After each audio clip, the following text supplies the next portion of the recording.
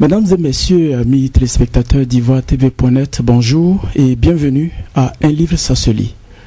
L'invité de ce jour est un grand parmi les grands.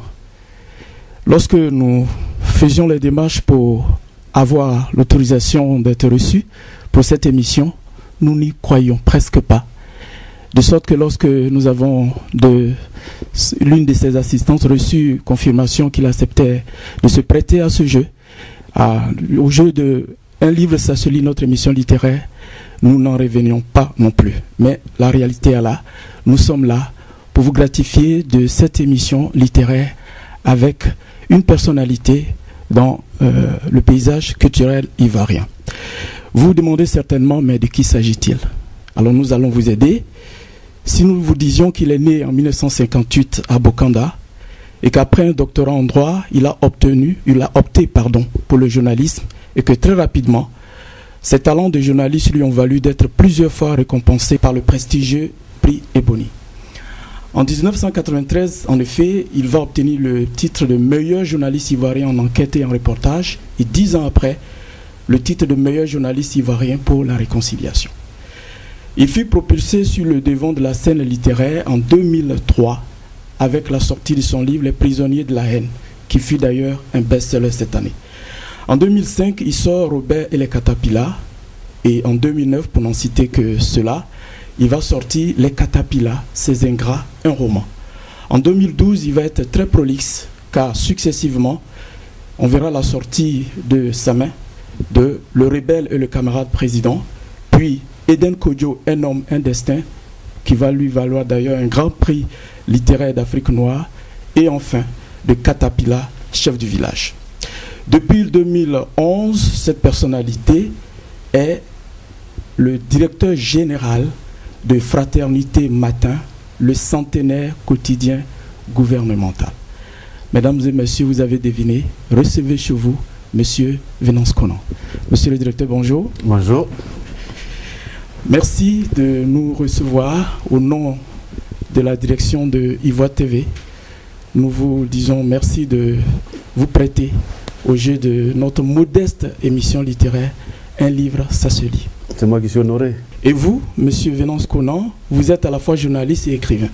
Alors avez-vous le sentiment d'être l'homme qu'il faut à l'endroit où il faut? L'homme qu'il faut à l'endroit qu'il faut, ça je ne saurais le dire. Je crois que c'est à celui qui m'a mis là qu'il faut poser la question. Mais je peux dire que moi je me sens très à l'aise ici parce que, comme vous l'avez dit, je suis journaliste, je suis dans une maison de presse, je suis écrivain, je suis dans une maison d'édition, ben, je suis l'homme le plus heureux. N'est-ce pas?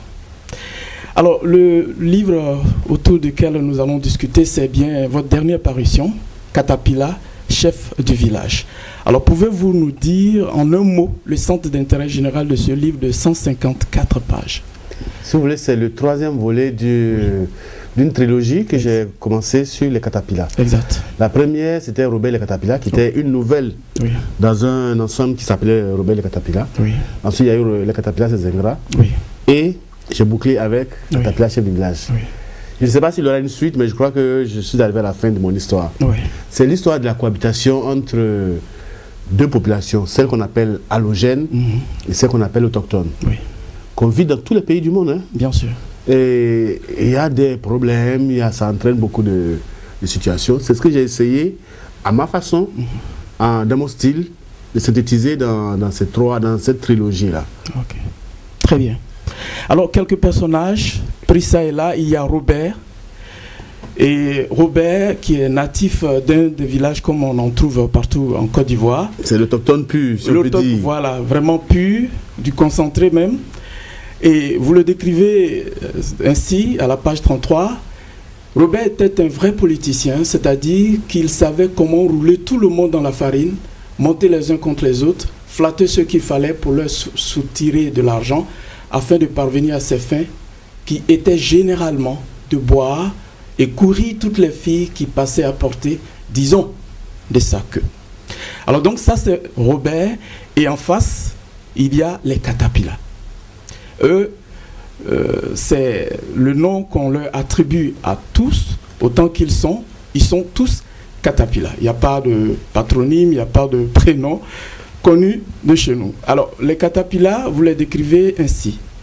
Les Katapila étaient des gens secs venus, pardon, j'espère que je peux sauter des pages, oui, étaient des gens secs venus d'un pays qu'eux-mêmes décrivaient comme plus sec qu'eux, où selon eux, le soleil tapait sur les têtes avec un marteau, un soleil qui suffisait pour cuire de la viande sans feu, un soleil qui abrutissait tellement les animaux que l'on pouvait s'asseoir sur les caïmans et même mettre la main dans leur gueule sans se faire arracher. Un pays sec dont ils sont originaires.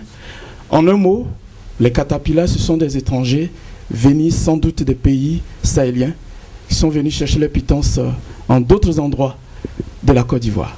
Bon, je n'ai pas parlé de Côte d'Ivoire dans mon livre. Oui, pas du tout. Mais il aura je n'ai pas parlé de pays sahéliens non plus. Oui. Chacun donne le nom du pays qu'il veut. Oui. Voilà. Et vous avez pris cette précaution d'ailleurs. L'un des personnages que nous apprécions beaucoup, c'est le narrateur. Oui. Lui, il est mêlé à tout, il participe à tout, aucun détail ne lui échappe. Mais vous ne lui avez pas donné de visage et c'est mieux ainsi. Avant d'aller plus loin, monsieur le directeur, parlons un peu des noms que vous avez choisis pour vos personnages. Du côté de Robert et des siens, les noms des hommes font leur terminaison pour l'essentiel en Bert, Robert, Philibert, Dagobert, Rigobert.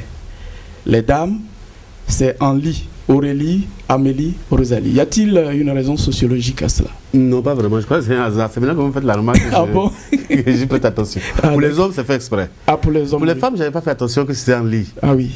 Mais je crois que c'est par rapport à des gens que je connais. Ah, d'accord. C'est par rapport à des gens que je connais. D'accord. Et puis les noms Robert, Dagobert, pour moi, c'est des vieux noms qui me semblent. Ça marque un peu comment on a choisi nos noms, quoi. Bien sûr. Voilà, c'est un peu ça. D'accord.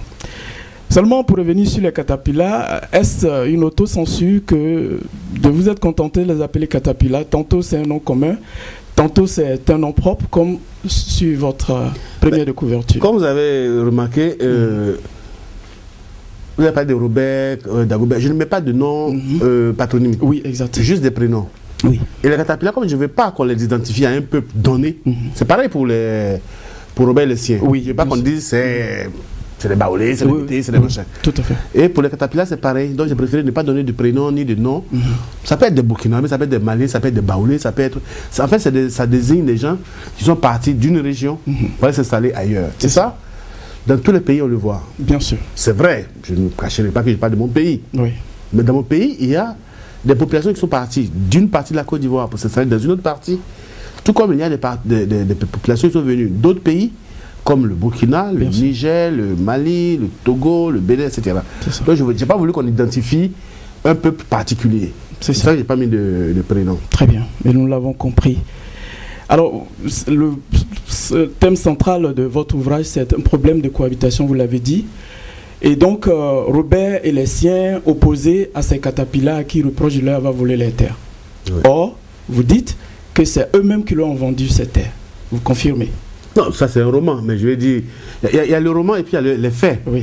Si on veut parler des faits, ça c'est notre débat. Oui, bien sûr. Mais dans mon roman, ils n'ont pas volé, ils sont venus s'installer, ils ont demandé qu'on leur cède des terres, on leur a donné moyennant un peu d'argent, un peu de liqueur, et puis voilà. Oui.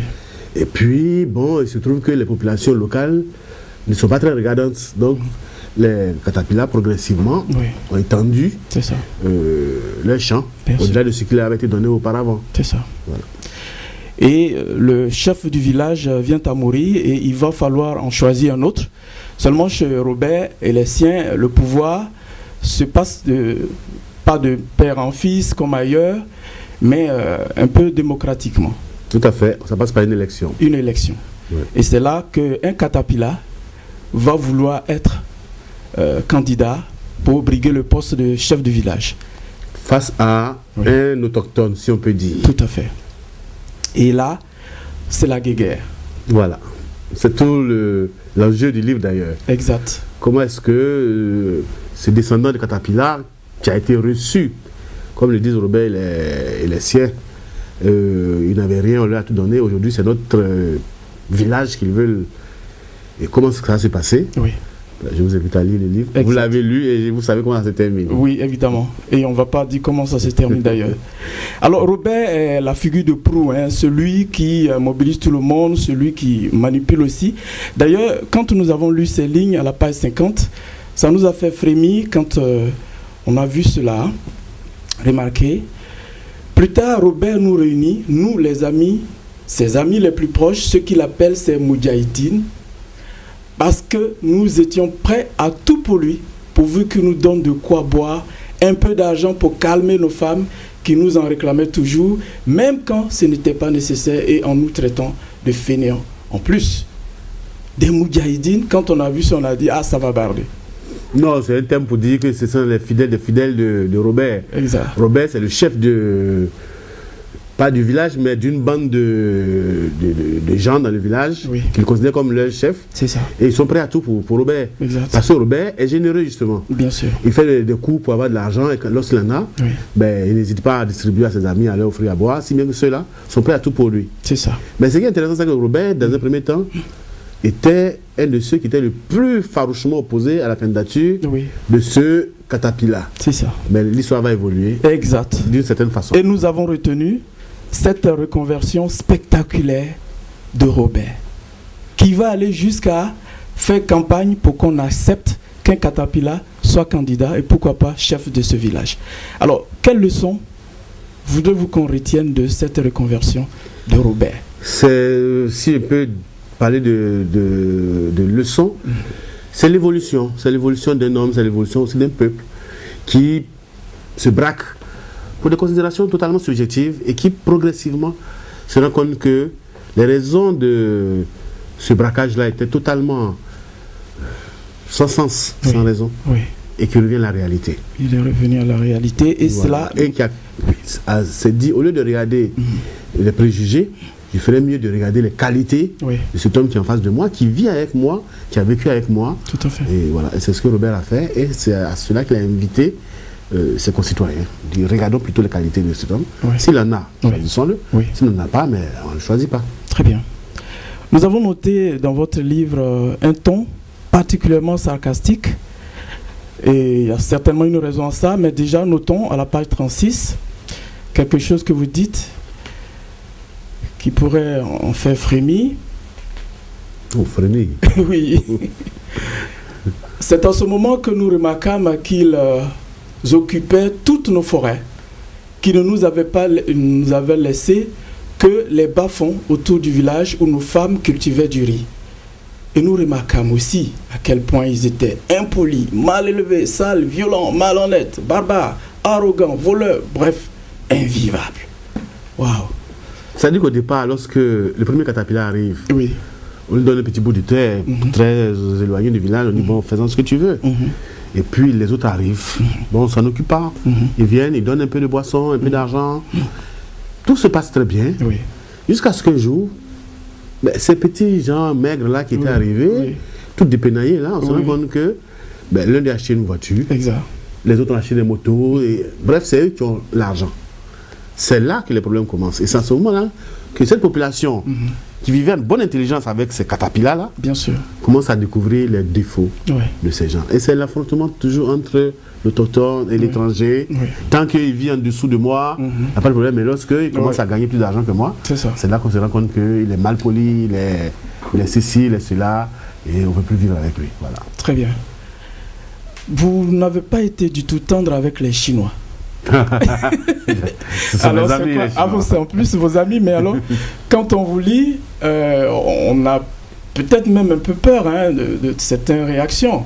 Parce que vous dites, et puis ça donne quoi un métissage entre noirs et chinois, demande-t-il. Vous imaginez nos futurs neveux et petits-fils, tout noirs, avec les yeux bridés, et un peu plus bas, et nous convainquent que, tous que les Chinois étaient des racistes qui refusaient de coucher avec nos femmes.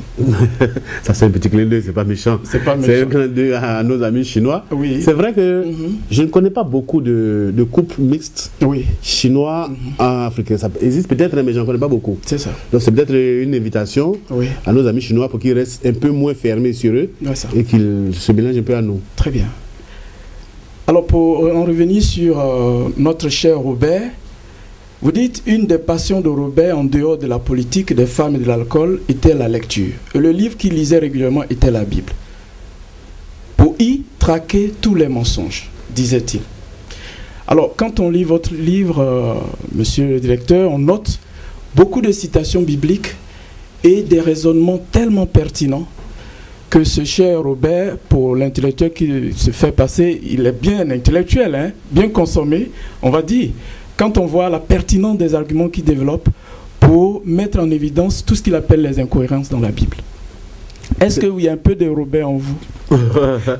L'écrivain ne se projette pas totalement dans ses personnages. Oui. Il y a un peu de moi, c'est vrai. C'est mon petit côté anticlérical, je pense. Oui. C'est vrai que je lis la Bible avec un œil très critique. Oui. Et lorsqu'on regarde la Bible avec cet œil critique-là, oui, on y voit un certain nombre d'incohérences, effectivement. Oui. Et moi, je plaide pour la reconnaissance de nos religions à nous. La Bible, le christianisme a beaucoup de qualités. C'est une religion que je respecte, que j'ai pratiquée. Tout comme je respecte l'islam, mais je dis, nous aussi, nous gagnerions à développer nos propres spiritualités qui ne sont pas inférieures à celles des autres. Voilà. C'est un peu ce petit message que je voulais passer à travers ces lignes-là. Très bien. Alors, quelle est la leçon qu'on doit retenir de votre long combat en faveur des Caterpillar? C'est depuis 2005 que l'aventure a commencé. 2005 jusqu'à 2012, 7 ans à... Là, c'est en 2013. Hein. Donc, c'est 8 ans. 8 ans. Voilà, 8 ans. Mais écoutez, ce livre m'a été inspiré par l'histoire de mon pays. Ça, je crois que c'est très évident. Nous sommes partis d'une certaine attitude. Nous avons vu où ça nous a conduit. S'il y a une leçon que je veux, un message que je veux véhiculer à travers ces livres-là, c'est bien ce que j'ai écrit en exergue d'ailleurs. Je dis, ce livre est un hymne à la fraternité universelle et au travail. Seul moyen pour l'homme de se libérer des fatalités qui le diminuent. La fraternité universelle. C'est-à-dire au-delà de nos origines, au-delà de nos religions, au-delà de beaucoup d'autres considérations. Nous sommes tous des frères, pourvu que nous nous regardions comme des frères. Et c'est le message que je veux véhiculer. Il y a des Caterpillar, comme je les ai appelés, ça n'existe pas. Mais c'est ce qu'on appelle les étrangers qui s'installent quelque part. Il y a la méfiance, il y a eu la bagarre, et puis en fin de compte, on se rend compte que nous sommes tous pareils. Les chrétiens se mettent tous à travailler intelligemment ensemble, mais on réussit beaucoup de choses. Voilà. Et quand on regarde l'histoire de notre pays, c'est ça. Tant que nous travaillons ensemble, qui s'occupait de savoir qui vient d'où, qui est d'où. Mais bon, il y a eu la crise économique.